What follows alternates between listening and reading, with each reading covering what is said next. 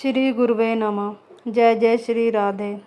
वैशाख मास महात्म्य अध्याय 4। इस अध्याय में महर्षि वशिष्ठ के उपदेश से राजा कीर्तिमान का अपने राज्य में वैशाख मास के धर्म का पालन करना और यमराज का ब्रह्मा जी से राजा के लिए शिकायत करना। मिथिलापति ने पूछा, ब्राह्मण, जब वैशाख मास के धर्म अतिशय सुलभ पुण्य राशि प्रदान करने वाले भगवान विष्णु के लिए प्रतिकारक चारों पुरुषार्थों की तत्काल सिद्धि करने वाले सनातन और वेदोक्त हैं, तब संसार में उनकी प्रसिद्धि कैसे नहीं हुई। श्रुतदेव जी ने कहा, राजन, इस पृथ्वी पर लौकिक कामना रखने वाले ही मनुष्य अधिक हैं। उनमें से कुछ राजस और कुछ तामस हैं। वे लोग इस संसार के भोगों तथा पुत्र पुत्रादि संपदाओं को ही अभिलाषा रखते हैं। कहीं किसी प्रकार बड़ी कठिनाई से कोई एक मनुष्य ऐसा मिलता है जो सर्वलोक के लिए प्रयत्न करता हो, और इसीलिए वह यज्ञ आदि पुण्य कर्मों का अनुष्ठान बड़े प्रयत्न से करता है, परंतु मोक्ष की उपासना प्राय कोई नहीं करता। तुच्छ आशाएं लेकर बहुत से कर्मों का आयोजन करने वाले लोग प्राय काम्य कर्मों के ही उपासक हैं। यही कारण है कि संसार में राजस और तामस धर्म अधिक विख्यात हो गए, परंतु सात्विक धर्मों की प्रसिद्धि नहीं हुई।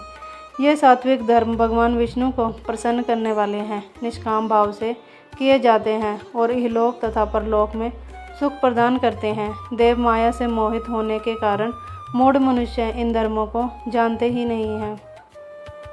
पूर्व काल की बात है, काशीपुरी में कीर्तिनाम नाम से विख्यात एक चक्रवर्ती राजा थे। वे इक्ष्वाकु वंश के भूषण तथा महाराज नरक के पुत्र थे। संसार में उनका बड़ा यश था। वे अपनी इंद्रियों पर और क्रोध पर विजय पा चुके थे। ब्राह्मणों के प्रति उनके मन में बड़ी भक्ति थी। राजाओं में उनका स्थान बहुत ऊंचा था। एक दिन वे मृगया में आसक्त होकर महर्षि वशिष्ठ के आश्रम पर आए। वैशाख की चिलचिलाती हुई धूप में यात्रा करते हुए राजा ने मार्ग में देखा, महात्मा वशिष्ठ के शिष्य जगह जगह अनेक प्रकार के कार्यों में विशेष तत्परता के साथ संलग्न थे। वे कहीं पोसला बनाते थे और कहीं छाया मंडप, किनारों पर झरनों के जल को रोककर स्वच्छ बावली बनाते थे। कहीं वृक्षों के नीचे बैठे हुए लोगों को वे पंखा डुलाकर हवा करते थे। कहीं ऊख देते, कहीं सुगंधित पदार्थ भेंट करते और कहीं फल देते थे। दोपहरी में लोगों को छाता देते और संध्या के समय शरबत। कोई शिष्य घनी छाया वाले वन में झाड़ बुहार कर साफ किए हुए आश्रम के प्रांगणों में हितकारी बालुका बिछाते थे और कुछ लोग वृक्षों की छाया में झूला लटकाते थे। उन्हें देखकर राजा ने पूछा, आप लोग कौन हैं? उन्होंने उत्तर दिया, हम लोग महर्षि वशिष्ठ के शिष्य हैं। राजा ने पूछा, यह सब क्या हो रहा है? वे बोले, ये वैशाख मास में कर्तव्य रूप में बताने गए धर्म है, जो धर्म अर्थ काम मोक्ष चारों पुरुषार्थों के साधक हैं। हम लोग गुरुदेव वशिष्ठ की आज्ञा से इन धर्मों का पालन करते हैं। राजा ने पुनः पूछा, इनके अनुष्ठान से मनुष्य को कौन सा फल मिलता है? किस देवता की प्रसन्नता होती है? उन्होंने उत्तर दिया, हमें इस समय यह बताने के लिए अवकाश नहीं है। आप गुरुजी से ही यथोचित प्रश्न कीजिए। वे महान यशस्वी महर्षि इन धर्मों को यथार्थ रूप से जानते हैं। शिष्यों से ऐसा उत्तर पाकर राजा शीघ्र ही महर्षि वशिष्ठ के पवित्र आश्रम पर, जो विद्या और योग शक्ति से संपन्न था, गए। राजा को आते देख महर्षि वशिष्ठ मन ही मन बड़े प्रसन्न हुए। उन्होंने सेवकों सहित महात्मा राजा का विधि पूर्वक आतिथ्य सत्कार किया। जब वे आराम से बैठ गए, तब गुरु वशिष्ठ से प्रसन्नतापूर्वक बोले, भगवान, मैंने मार्ग में आपके शिष्यों द्वारा परम आश्चर्य में शुभ कर्मों का अनुष्ठान होते देखा है, किंतु उनके संबंध में जब प्रश्न किया तब उन्होंने दूसरी बात ना बताकर आपके पास जाने की आज्ञा दी। उनकी आज्ञा के अनुसार मैं इस समय आपके समीप आया हूँ। मेरे मन में उन धर्मों को सुनने की बड़ी इच्छा है, अतः आप मुझे उनका वर्णन करें। तब महायशस्वी वशिष्ठ जी ने प्रसन्नतापूर्वक कहा, राजन, तुम्हारी बुद्धि को उत्तम शिक्षा मिली है, अतः उसने यह उत्तम निश्चय किया है। भगवान विष्णु की कथा के श्रवण और भगवत धर्मों के अनुष्ठान में जो तुम्हारी बुद्धि की अत्यधिक प्रवृत्त हुई है, यह तुम्हारे किसी पुण्य का ही फल है, जिसने वैशाख मास में बताए हुए महाधर्मों के द्वारा भगवान श्री हरि की आराधना की है। उनके उन धर्मों से भगवान बहुत संतुष्ट होते हैं और उसे मनोवांछित वस्तु प्रदान करते हैं। संपूर्ण जगत के स्वामी भगवान लक्ष्मीपति समस्त पाप राशि का विनाश करने वाले हैं। वे सूक्ष्म धर्मों से प्रसन्न होते हैं, केवल परिश्रम और धन से नहीं। भगवान विष्णु भक्ति से पूजित होने पर अभीष्ट वस्तु प्रदान करते हैं, इसलिए सदा भगवान विष्णु की भक्ति करनी चाहिए। जगदीश्वर श्री हरि जल से भी पूजा करने पर अशेष क्लेश का नाश करते हैं और शीघ्र प्रसन्न होते हैं।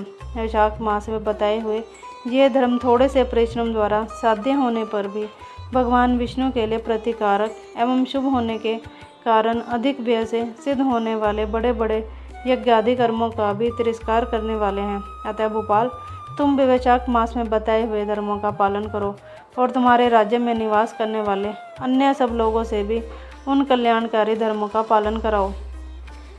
इस प्रकार वैशाख धर्म के पालन की आवश्यकता को शास्त्रों और युक्तियों से भली भांति सिद्ध करके वशिष्ठ जी ने वैशाख मास के सब धर्मों का राजा के समक्ष वर्णन किया।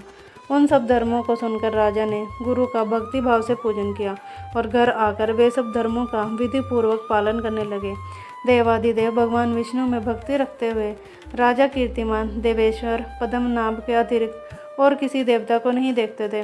उन्होंने हाथी की पीठ पर नगाड़ा रखकर सिपाहियों से अपने राज्य भर में डंके की चोट पर यह घोषणा करा दी कि मेरे राज्य में जो 8 वर्ष से अधिक की आयु वाला मनुष्य है, उसकी आयु जब तक 80 वर्ष की न हो जाए तब तक मेष राशि में सूर्य के स्थित होने पर यदि वह प्रातःकाल स्नान नहीं करेगा तो मेरे द्वारा दंडनीय, वध्य तथा राज्य से निकाल देने योग्य समझा जाएगा। यह मेरा निश्चित आदेश है।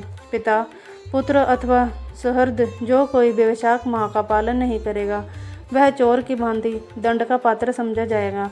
प्रातःकाल शुभ जल में स्नान करके श्रेष्ठ ब्राह्मणों को दान करना चाहिए। तुम सब लोग अपनी शक्ति के अनुसार पौंसला और दान आदि धर्मों का आचरण करो।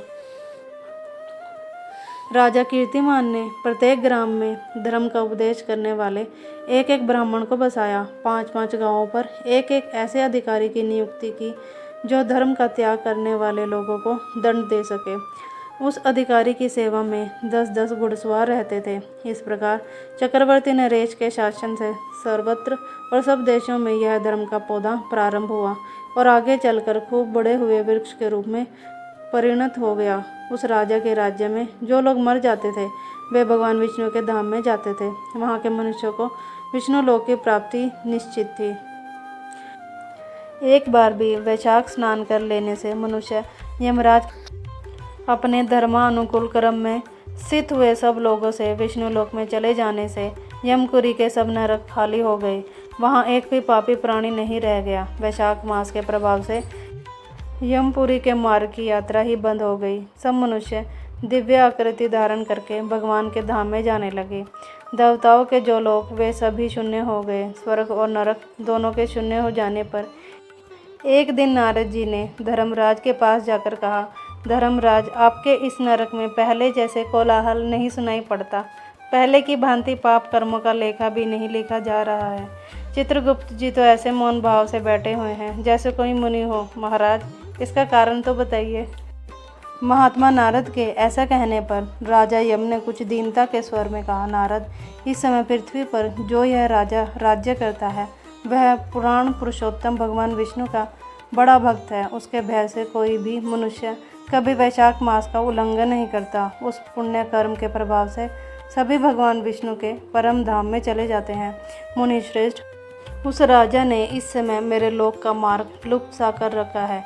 स्वर्ग और नरक दोनों को शून्य बना दिया है। अतः ब्रह्मा जी के समीप जाकर यह सब समाचार उनसे निवेदन करके तभी मैं स्वस्थ होऊंगा। ऐसा निश्चय करके यमराज ब्रह्मा जी के लोक में गए और वहां बैठे हुए उन ब्रह्मा जी का दर्शन किया जिनका आश्रय ध्रुव है, जो इस जगत के बीज तथा सब लोकों के पितामह हैं और समस्त लोकपाल, दिक्पाल तथा देवता जिनकी उपासना करते हैं। ब्रह्मा जी ने यमराज को देखा और यमराज ब्रह्मा जी के आगे पृथ्वी पर गिर पड़े। फिर यमराज ने कहा, कमलासन, काम में लगाया हुआ जो पुरुष स्वामी की आज्ञा का ठीक ठाक पालन नहीं करता और उसका धन लेकर भोगता है वह काठ का कीड़ा होता है।